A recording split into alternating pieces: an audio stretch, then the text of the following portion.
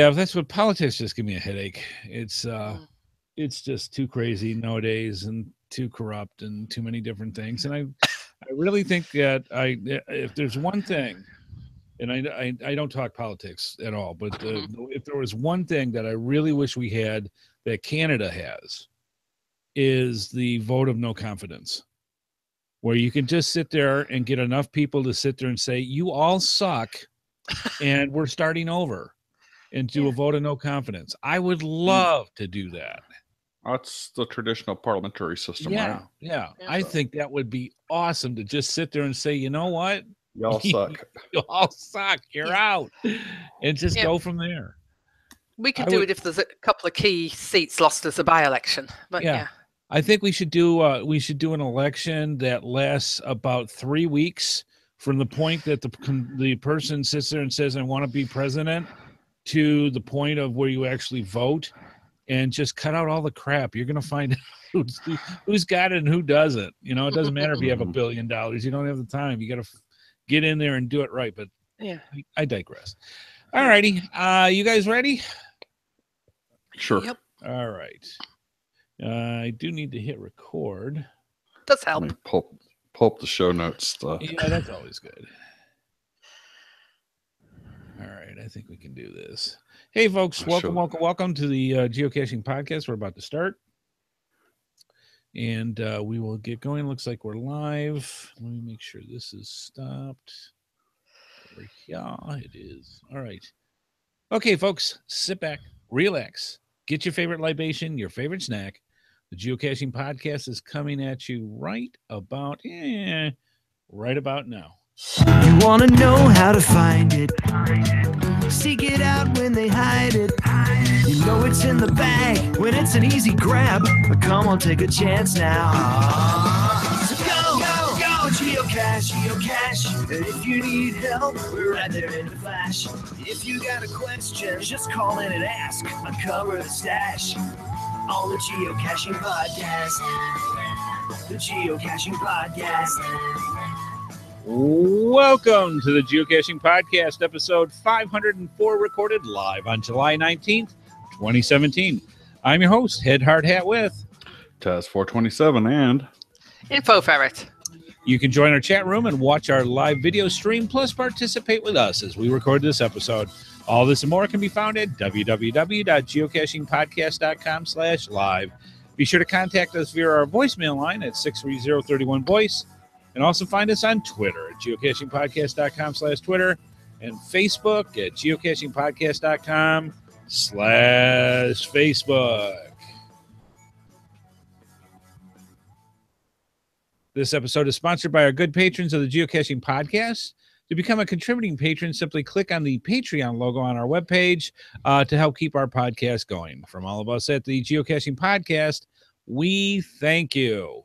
Wow, what a weekend and week so far. I've actually been encouraged to go out and do geocaching, even if it is 95 degrees out. Yeah, it's pretty cool. The temps were in the 90s. It cooled down to 89 today, where I actually had a chance to cut the grass.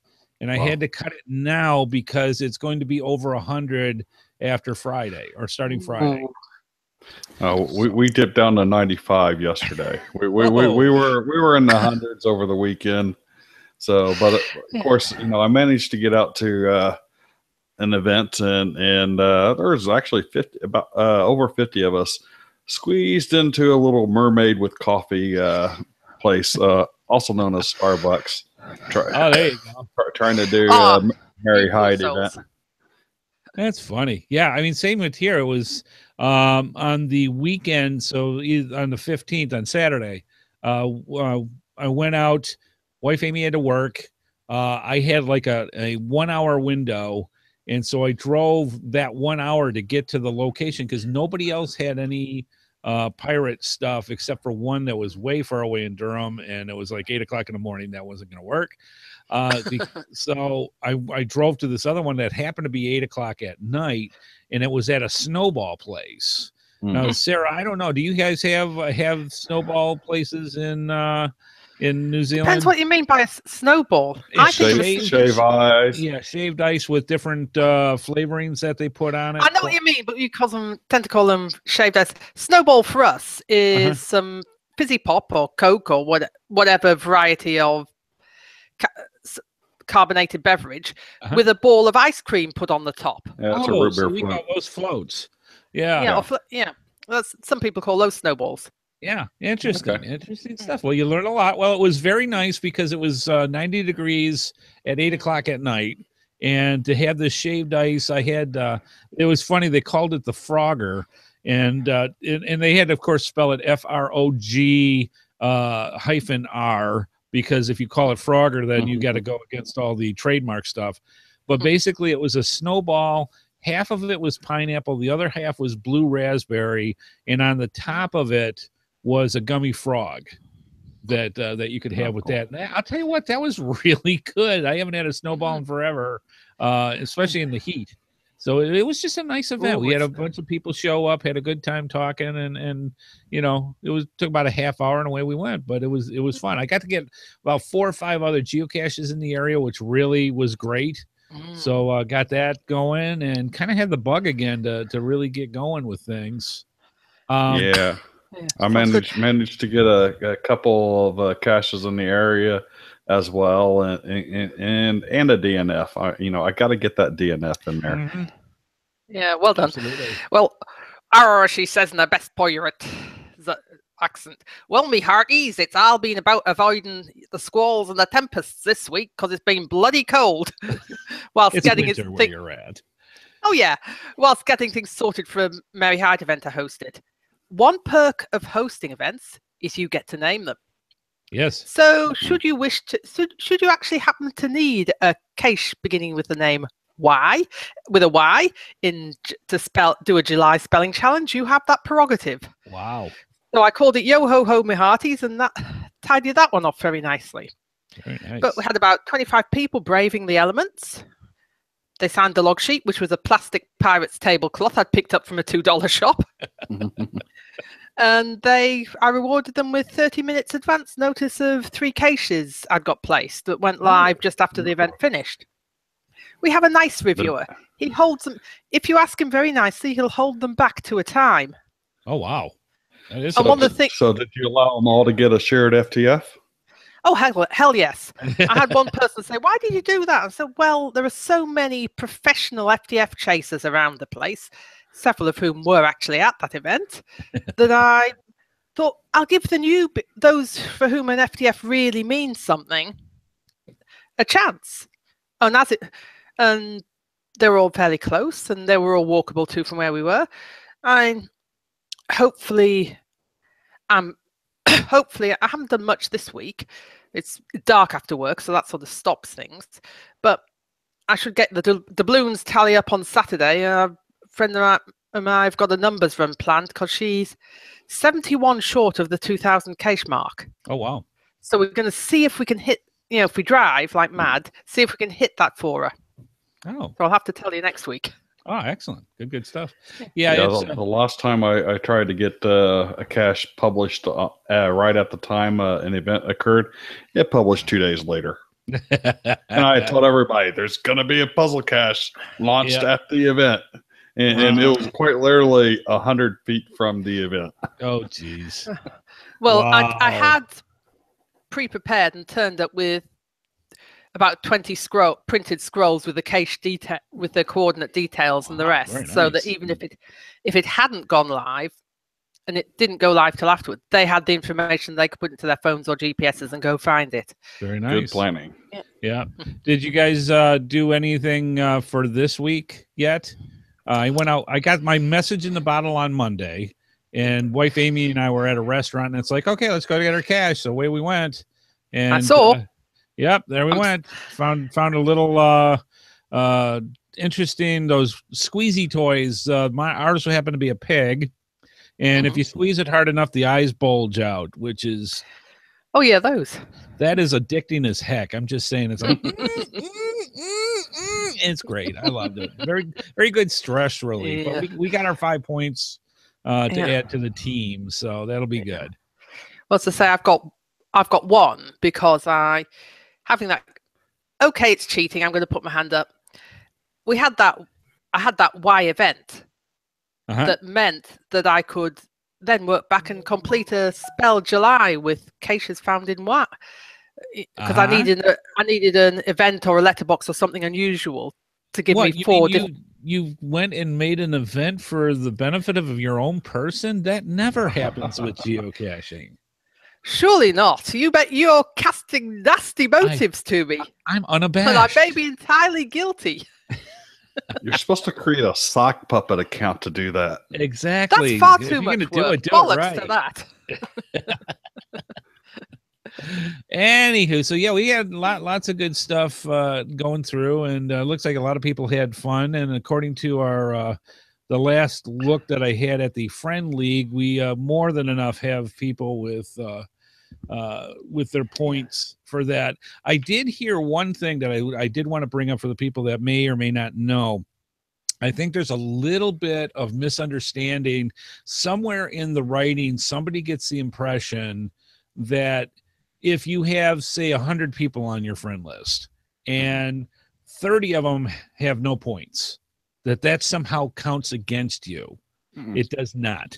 What it means is for you to qualify for your souvenir is that your friend list has to have over 30 points or 30 points or over, and you have to contribute at least 5 points by finding one geocache. That's the way you get your souvenir is you got to put in your 5 points worth, and the total score goes to, it doesn't matter if you have 7,000 points. If you don't go and get yourself a geocache that week, then you don't get the souvenir. So that's... I probably have 30 people on my friends list that are no longer active geocachers. Oh, at least. I've got stuff where people are back to, 2008 that I haven't seen in forever. So. And what I will say is I'm getting, as bet you guys are as well, I'm getting a few friends requests, which is great. Oh yeah. But please tell me a little bit about yourself and why you want to be my friend, rather than here's some. I've just randomly typed names and see what's come up. I'm pathetic. I just tell them, want to be on my friends list. Let's let me know, and away I go. I don't care. I'm being a little bit more cherry. If I know you, that's no problem. If I met you. If it's sort of, hello, you're a random with 2 finds and nothing in your account, then I'm probably, I might not be as quick to accept it. Yeah, I'm more charitable. I just go once a day. I go to the list and hit anybody that says accept and go that way. Well, that's how I got through. Yeah. That's part of the fun. That's how it is. So interesting stuff. Good stuff. Let's move on to the podcast roundup, letting our viewers know what's going on in the geocaching podcasting community. And what's coming up this week on Geo Gearheads is episode 290, Road Caching 13. Rock Chalk from geocaching.com joins us to talk about his geocaching travels. So check them out tomorrow on Thursday. And also be sure to check out with GeoSnippets Reboot Podcast. Last week, I had the worst sinus headache ever that I just couldn't do anything. So we didn't do the show last week. So we're going to continue with more stuff on Captain Mary Hyde and make sure that anybody who's left that's going, I don't get it, we'll be able to help straighten everything out and go from there. So that'll be tomorrow, I should say, Thursday on GeoSnippets Reboot Podcast. Finally, please consider becoming a patron to our show. We have several new patrons that signed up over the past week or so. Thank you so much. We greatly appreciate it. To become a patron of our show, simply go to geosnippets.com and just click on either our Patreon or our PayPal logos. And if you can, and if you can't afford it, no big deal. We greatly appreciate you just being a viewer. But if you can afford it, to throw a couple bucks to us each month, we would greatly appreciate it. It literally helps keep the lights on and keeps us going. So for everybody that has, thank you. And at the very least, tell other people about the Geocaching Podcast. Word of mouth is our best friend, and we appreciate when you do that as well. All right, moving on, Mr. Taz, to the GCPC mailbag. And if you have anything as far as comments, questions for the host, milestones, anything that's going on, just send it to GCPC mailbag at gmail.com, and we'll see about getting in the show. And we got a really cool thing from Shermanator18 from the Geocache Talk podcast, and I'll let Chad go and give a little more details. Yeah, so Shermanator18 writes in, hello, fellow geocaching podcasters. I have made a travel bug whose mission is to get to all the hosts of the Geocaching Podcast. Information about each podcast is included on the travel bug page. You can get to it with a link in the show notes, but also by putting in TB7J1MQ to get to the page for the travel bug. Feel free to follow along with its travels and mention it on your show if you like. I hope it makes it to each and every one of you. Keep up the great work on all you do on all your podcasts. It's gonna do some serious traveling, depending on where it goes, because it's going from Greenville, Texas, Denver, Colorado, Detroit, Michigan, Tacoma, Washington, Vancouver, Canada, San Diego, California, Garner, North Carolina, Chicago, Illinois, El Dorado Hills, California, and way out in Wellington, New Zealand. Yep, send it over here. I don't know. Some strange female stalker I've heard about. Kiwi. I don't know what what fruit has to do with it, but that's how that works. So yeah, it's really cute. It's a very neat little travel bug, and so we'll see how this gets from point A to point B, and for us to keep track where it's at and go from there. It's been discovered a bunch of times, and then we'll see what happens. Basically, it was placed in the Happy Birthday Canada Ice Cream Social is the last place that's actually been, and that's in New York. So we will New York. So we're gonna have to see how that moves around the world, and if it's anything like any of the goals for mine, it'll probably be in Cleveland like next week. Or Germany. Germany, yeah. Well, I was going to say, if anybody finds it, feel free to bring it down to Oamaru Ruins in October to what we hope will be a mega. All right. It still needs a fair few more people to sign up to attend. I'm not involved at all in its organisation, says she is a quick disclaimer. But Awesome. I'd really kind of like to be able to go to a mega without having to get on the plane and fly for 36 hours or whatever. Oh, fine. If you're going to be all lazy and stuff, that's great. All right. Let's move on to, and Mr. Taz, if you are ready, let me move this here and hit this little button here. The news. So the first message in the bottle was sent out on Monday, July 17th. Collect 30 gold coins to earn the first map piece souvenir. Buccaneers unite. With pirate events behind us, it is time to gather your crew and sail. We've received a second message in a bottle signed by the infamous Mary Hyde. This week, you need all your seaworthy men and women on the Friends League to collect a combined total of 30 gold coins from July 17th to July 23rd, together with your crew to earn the souvenir with the first map piece. Now, the one thing that they left off here, and I know they have it in the blog, is that you do need to at least earn 5 points yourself. Right. Yep. And with all the stuff that we talk about tonight, we're going to have, of course, this in the show notes. So be sure to go to geocachingpodcast.com and click on tonight's episode, and you'll be able to get all the links and everything that's in here. But it basically works just like they had talked about before. The 30 gold pieces, find a log or find a geocache, get 5 gold points. Find with 10 or more favorite points, you get 10 gold points or gold coins, and at 10 a log an event, and you get 10 gold points as well. So that's pretty simple. I mean, it doesn't take much. Think about it. If you got 6 people in your friends chart and each of you get 5, there's your 30 points. Yeah, I just hope they don't ramp this stuff up really, really high. Yeah, this will be interesting. Well, I'm just wondering what they're going to do next week, because July 24th 24th of July is only Monday, and it's Thursday already here. So Yes. Each week what- comes up and it starts every Monday. That score goes away. It disappears. That's right. yeah. And you got to So start over. what's next week's twist? Exactly. And we'll have to wait for that message in a bottle Yeah. to find out. But yeah, it's going to be interesting. Need to make sure I get out there and get at least one non-DNF this weekend. Yes, exactly. You can do it. Be brave. Can. And again, we'll have all the links and If helpful Andy can hints do for, it, you can. for Captain Mary Hyde in the show notes for you fine folks. Let's see. Info fair. You put a thing in there for Project GC? Yeah, I came upon one of the social media feeds that they've tweaked their map, and it looks a lot more. Turned it into a live map.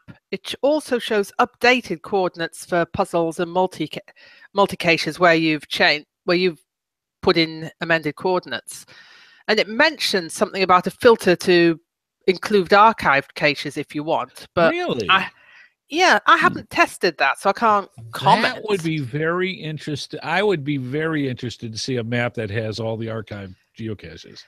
I mean, some people go out and hunt especially down. puzzle caches, because there's a lot of puzzle caches that I've solved, and the individuals just say, screw it, nobody's finding it, I'm archiving it. Yeah. And it's like, I might want to go out and actually find it and say, oh, I found it. Yeah, Yeah. exactly. Well, there's the other thing that if you look at, there's occasional puzzles. There's certain areas of Wellington that had a load of older caches in, some of which have been archived. So if you're trying to solve a puzzle, if you know where caches were at the time that puzzle was published, it blocks out a few areas for you, so you can knock out some of the options. Yeah. Now, Two Wombies in the chat room says Project GC always did show solved puzzles and multis in the correct position. The archive filter is handy. So that's something I'm going to have to play with. That's something I want to check and work with. I didn't realize it did that. Yeah, Excellent stuff. I like Project GC, and yes, I do pay for I'm a member. So I pay up. Mhm. It's really useful for me when I'm planning a joint trip with with a friend or two, just because there's a map compare and it highlights in different colors who's found which one, so you can try and maximize your find rate for the minimum number of kilometers. Yeah. What freaks me out, and we brought it up on the show in the past, is there's an option in there to find all the geocaches that have never been found. Yes. And to see how many are out there will blow your mind. Yeah. So, Yes. yeah. And unfortunately, the ones around me are in very, very difficult to get to Remote. places. Yes. It's like, okay, I need some climbing gear and Oh, yeah. It's a 5 and rappelling. That's on my ignore list. Yeah, I'm not going to go for a scuba cache.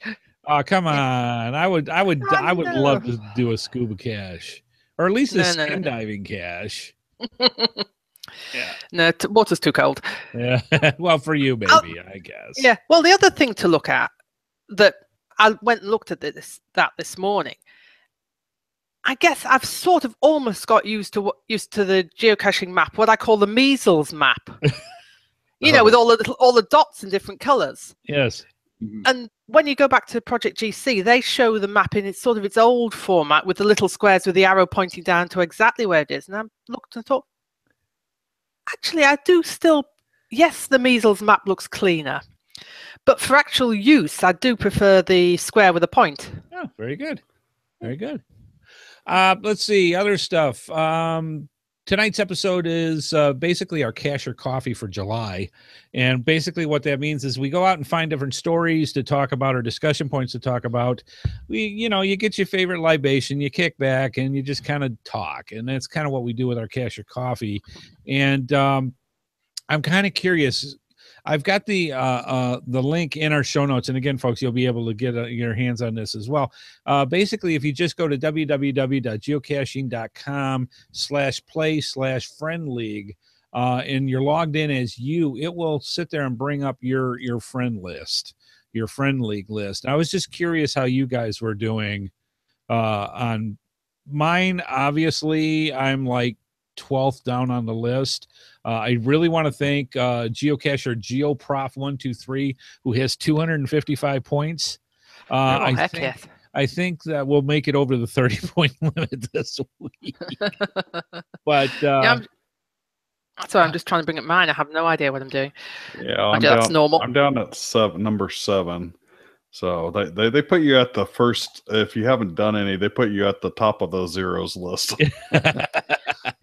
That's it. I'm currently 11th on my list with a measly 5 points. Yeah. Yeah, GeoProf. I've got GeoProf. Good. Well done. Yeah. Thank you. Yes. Yeah. Memphis Mafia, you need to get out there and get some more. You only got 10 points. Come on, dude. Well, I don't see. I got Rick on the range in there, but I haven't seen Bible Man. Rick had a bunch of points last week. Oh, yeah. Yeah. So we just got to get after these guys. Actually, step up, guys. Come on, get your points. I'm just saying. A couple of people, and because I know it's school holidays here, and I know there's a couple of teachers, and they've been out and about, and they've not got. And it's missing a couple. I'm going to be curious to see what they do with the Friends League after this. I mean, this is a cute way you get your points. You get some kind of goodie thing in response to your reward for going out and doing this. Before this, nobody touched the Friends list. I mean, forever. Nobody touched the Friends list. So it's interesting they're using this, and I love it. I'm just curious to see what they're going to come up with after this to come up with things. Well, I thought it was kind of interesting that here recently they had the update to their website where they actually showed the activity of your friends. That was cool. So that was pretty cool. So, it's making it actually somewhat interesting to have someone as your friend. Yes. On there, so it also kicks you in the butt, and it's like, oh shoot, I better get out there and start showing some points and do that. So it's absolutely it's definitely an encouragement, and I love it. And I know over the past, and I've actually had several emails recently where people go, "We love the geocaching podcast, but you tend to talk a little more on the negative side of geocaching than on the positive." Well, we kind of do that on purpose. Because if you don't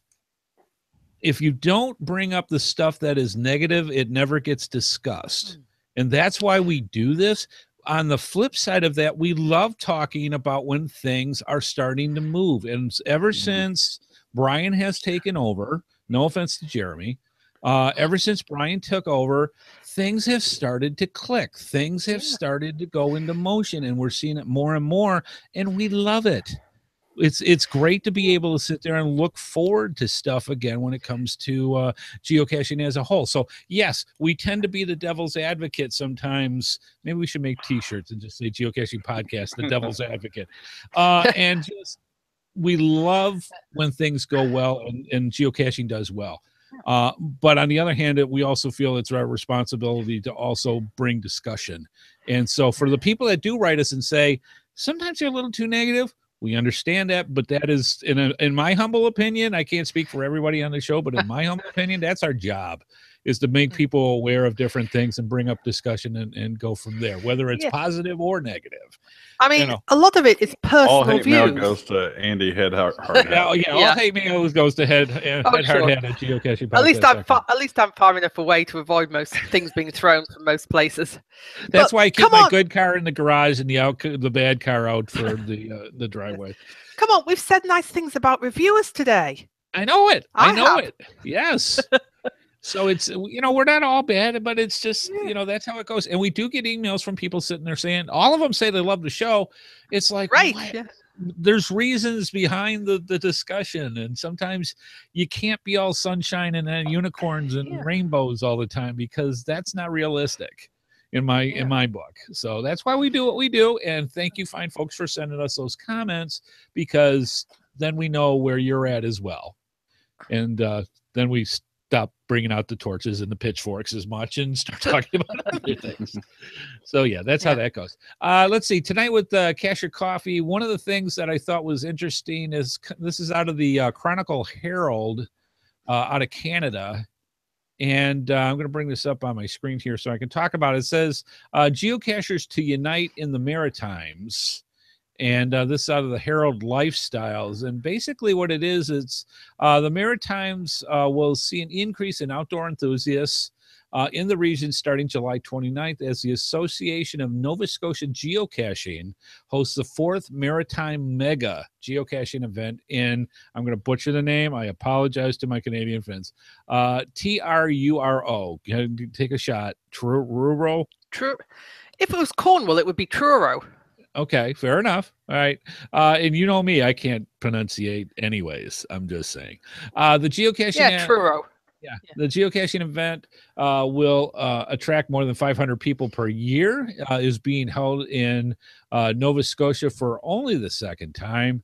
And it just looks like a lot of fun. I love seeing our Canadian friends go out there and, participate in a mega.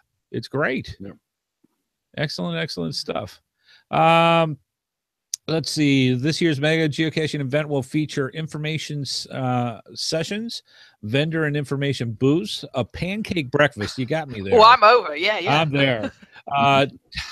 Tidal bore rafting, brewery tours. All right, there you go. Oh, there you go. Oh, yeah. That's after the pancakes. You get the brewery tours, and waste cleanups at certain areas. So they got some CETO going on. Special guests attending from the U.S. include Chris Ronan, which is of course Rock Chalk, from the geocaching headquarters in Seattle. There'll also be an appearance of Signal the Frog, who's geocaching's official international mascot. That is one well-traveled frog. I'm just saying. Mm-hmm. There are also competitions throughout the week. And for example, when geocaches are first published on the website, there is a competition between different geocachers. It's a prestigious thing. You want to be the first geocachers to find the geocache once it's published. Now, Sarah had actually brought this up earlier in the show. In the States, we refer to them as first to find hounds. Mm-hmm. Those are usually the general stuff for the guys that go out and that live for first to finds. So we have one guy. He's a great guy, but he'll only log a cache if he's the first to find. Wow. He'll sign the logbook. I mean, actually, there's one of mine that he was a joint first to find because he took somebody else out with him. Yep.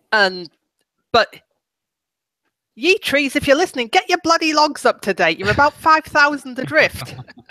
Actually, it might be more now. I was finding it funny when you said took out, because for first to finders here, it's easy to take somebody out when you got the chance to get those clean sheets. I'm just saying. Mm-hmm. Oh, he fell down. I'm sorry. So yeah, it happens. No, well, actually, he met him it was one that we placed.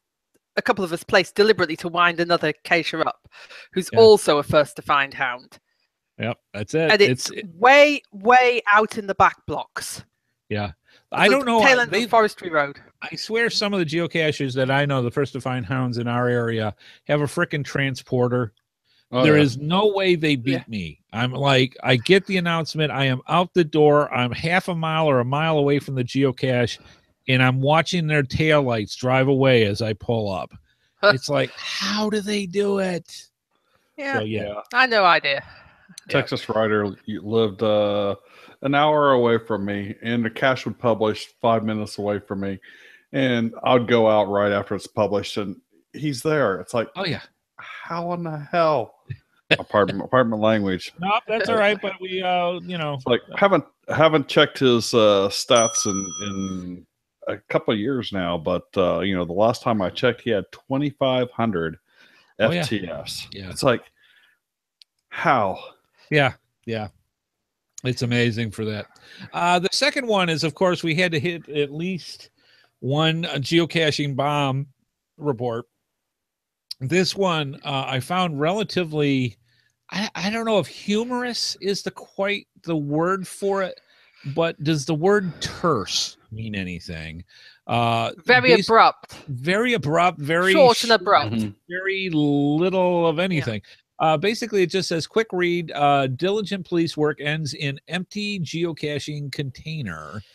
And let's see, this is out of the Aberdeen News. And it just says, and I can read it because it's literally 3 sentences. Police believe a suspicious object found in a tree at Melgard Park Monday evening was a container used for geocaching. Hang on for a sec. My screen just decided to go through there. So I'm bringing it back up. There we go. Let's see. Geocaching is where containers are placed in certain locations and registered on websites so others can find them in a type of scavenger hunt. This container, however, wasn't registered on any geocaching website. Police Chief Dave McNeil said this morning the cylinder was wrapped in camouflage tape and wire and covered with a lid, leading officials to believe it could be a pipe bomb because blowing up trees is such a terrorist event. Now, so there's no log sheet inside? Apparently it was empty. Would they have actually said that? Because I think a swag is something that fills it if they really don't know about geocaching, but they've heard.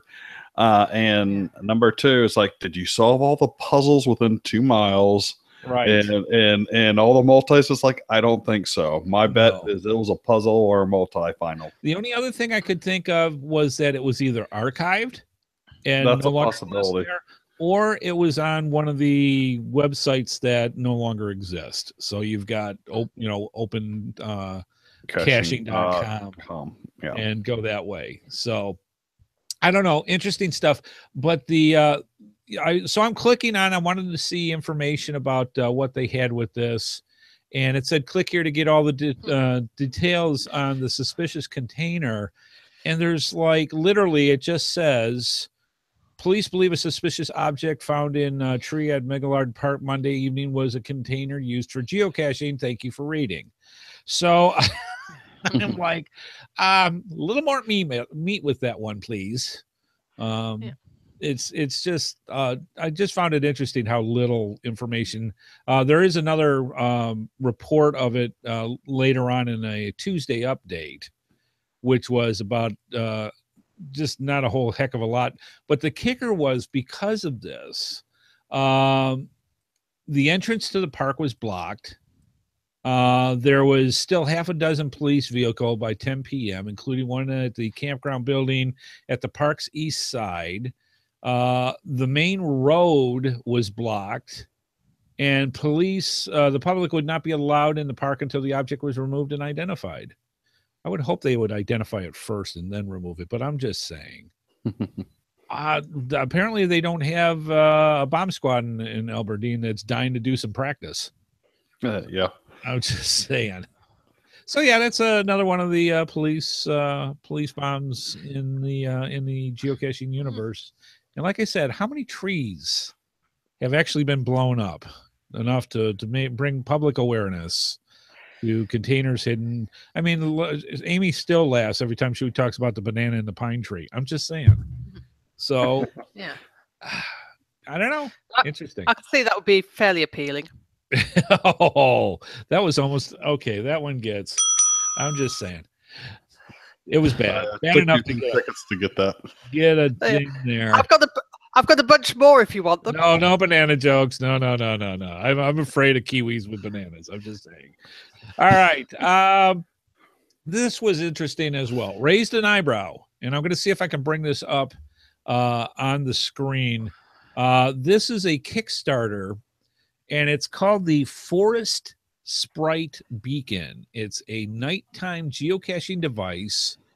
They launched a Kickstart for it, and I'm going to see if I can bring it up on the screen here, and you'll see why I raised at least an eyebrow on this. I'm letting it come up here, and let's see. Does it get to the? I'm going to go to the actual Kickstarter webpage, which you can get from the link. Now, I'm going to bring this up. And this was apparently an Aussie. Is it? Yes, from Melbourne. Okay, so Kickstarter. Melbourne. I want you to see, for the people that are listening to the podcast, I apologize. Come and watch the video of the Geocaching Podcast for tonight's episode. I'm going to share this now. Now, tell me why I might be slightly concerned about this particular object being put out into public. Because this one looks more like it could potentially be a bomb.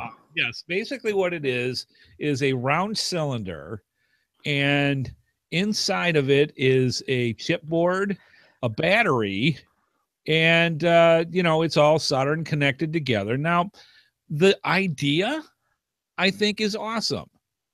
The display as a whole, huge mistake. So it's, I look at this and go, what could happen?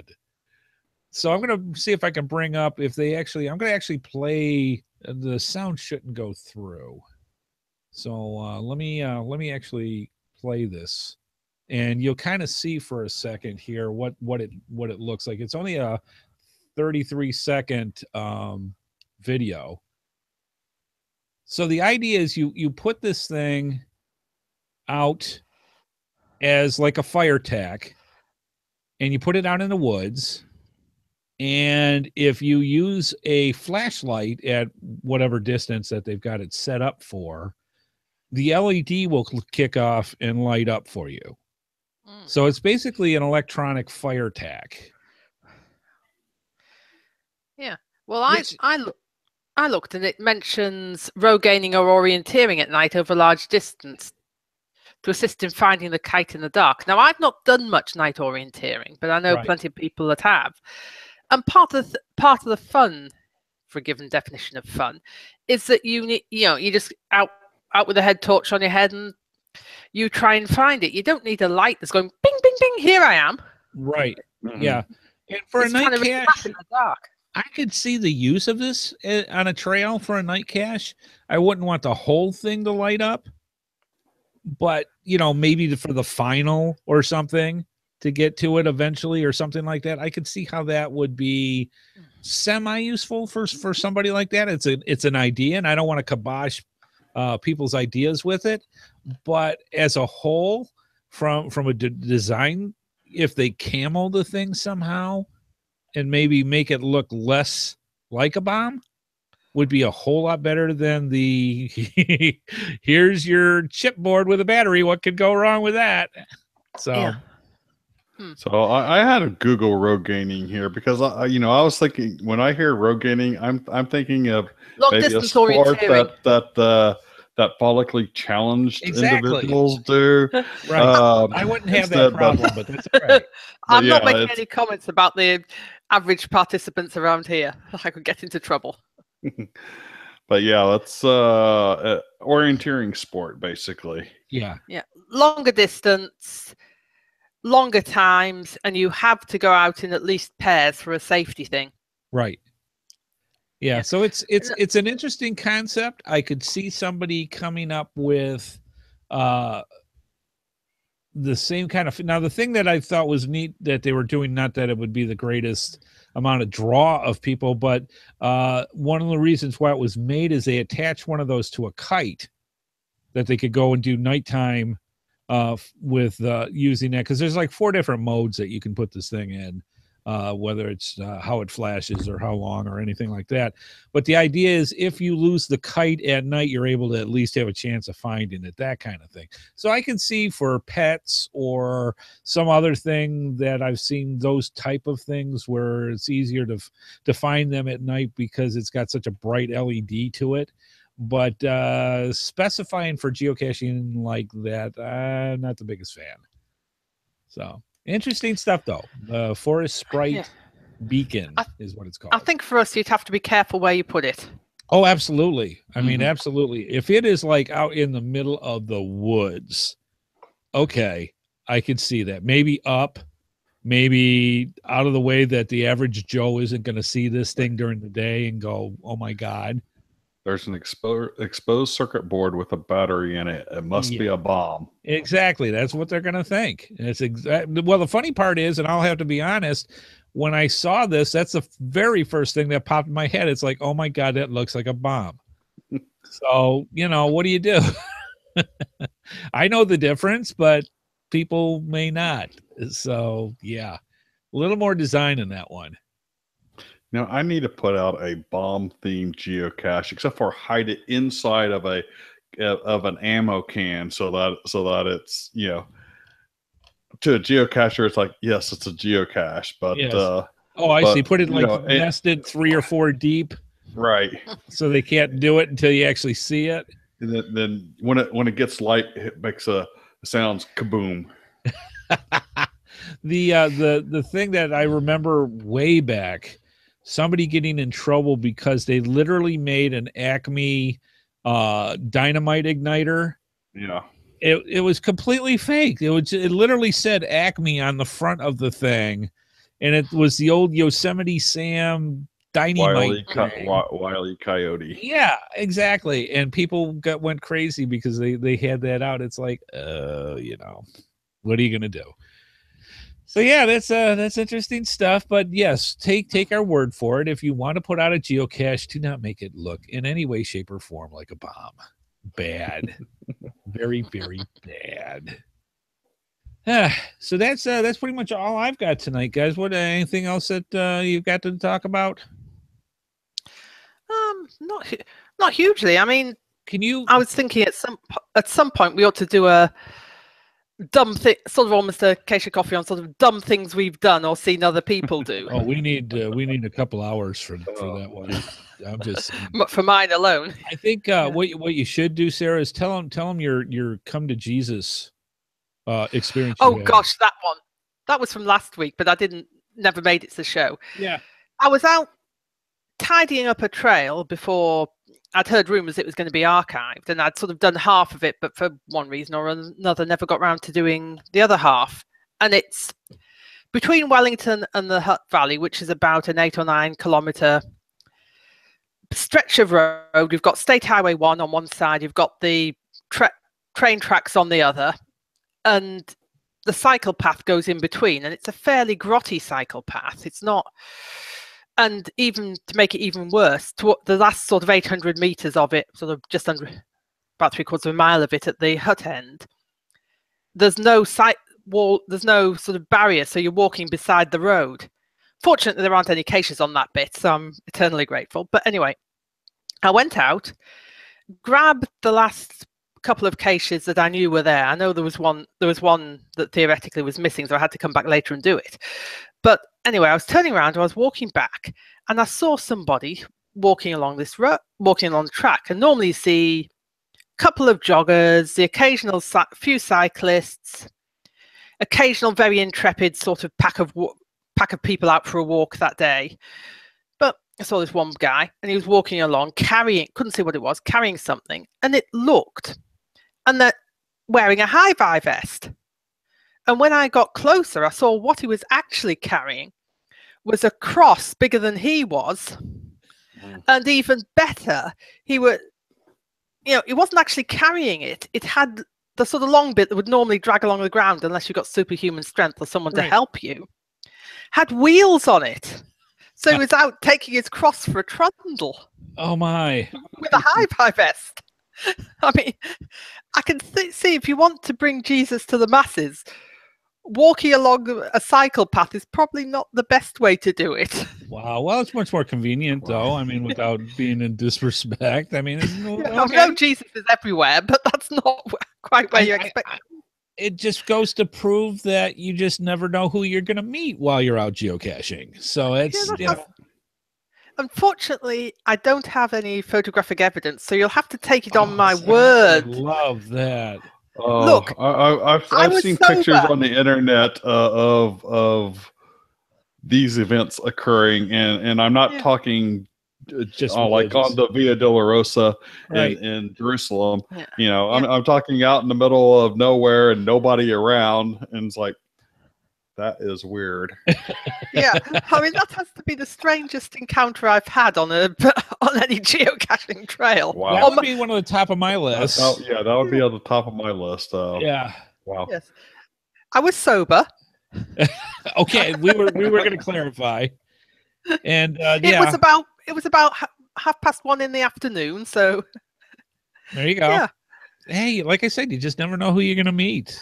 I'm just wondering if he'd said, "Oh, I'll take this out to the hut," and discovered that it wouldn't fit on his car roof rack or something. Something. Because I don't think you get it on a bus. Not without paying an extra token, I think. Yeah. I'm not sure you'd have got it through the doors. That's interesting. So yeah, I love it. I love when weird things happen during geocaching. It's great. All righty.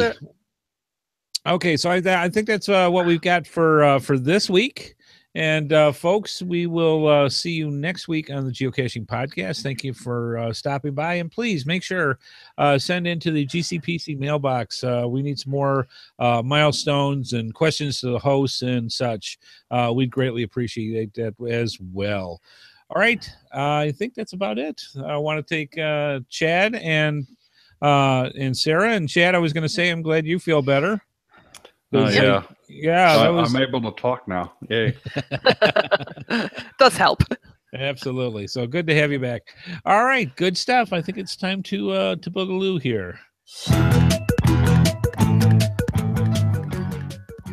Please be sure to join us each and every Wednesday at 9:30 p.m. Eastern Time for another episode of the Geocaching Podcast, right here on the Geocaching Podcast website at www.geocachingpodcast.com/live.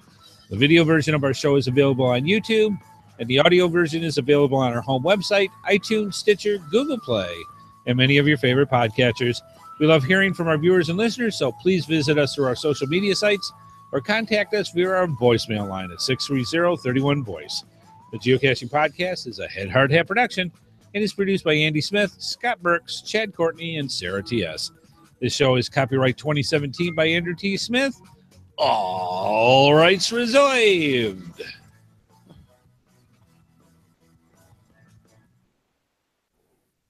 And clear. All right. Good show, folks. Thanks for stopping on by. We greatly appreciate it. Be safe out there. Stay hydrated. It is hot in the northern hemisphere, and you can get dehydrated and cold too. So Sarah needs to be careful too. But make sure you're drinking a lot of water because it is going to be another hot week here in the north. So, yeah. Yep. Keep it up and keep hydrated and be safe out there. We want to see you next week on the Geocaching Podcast. Bye-bye, folks. Bye.